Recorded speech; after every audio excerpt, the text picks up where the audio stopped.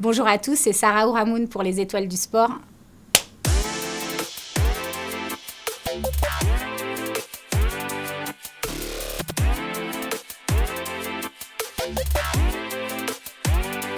Les JO, ça a été pour moi un rêve d'enfant. En fait, j'ai regardé Marie-Jo Pérec en 92 et ça m'a donné envie d'aller aux Jeux. Alors mes parents rigolaient quand je disais ça, mais je crois que ça m'a vraiment portée et j'ai eu la chance de vivre mon rêve plus de 20 ans après, quoi. Quand je suis allée aux Jeux, c'était assez irréel pour moi parce qu'en fait, il y a eu tellement d'obstacles pendant toute ma carrière, pas mal d'échecs qui m'ont fait douter. Quand j'ai réussi à me qualifier, j'ai presque eu du mal à y croire en me disant c'est pas possible, quelle difficulté va se présenter encore demain. C'est des images qu'on garde en tête à vie.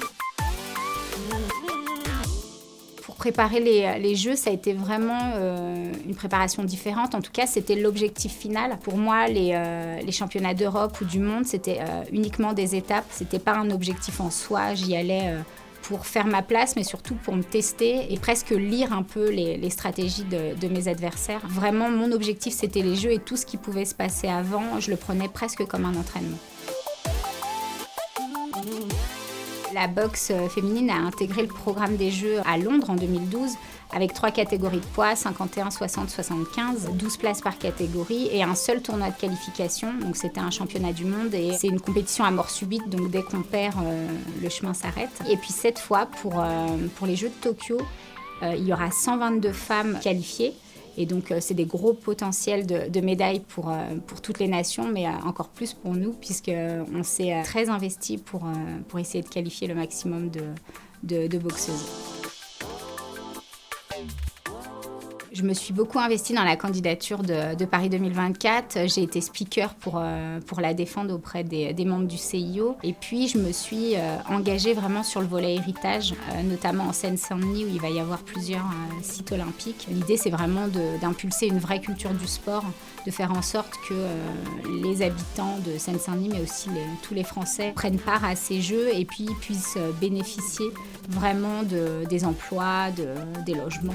Et l'idée, vraiment, c'est aussi pour moi d'éduquer au sport, de faire en sorte qu'il y ait un peu plus de Français qui mettent des baskets et osent aller dans les salles de sport, et notamment les enfants. Je vois bien qu'il y a de plus en plus d'enfants qui fuient les salles de sport et les baskets au profit des écrans. Pour moi, ces Jeux, c'est aussi ça, c'est éduquer la France au sport.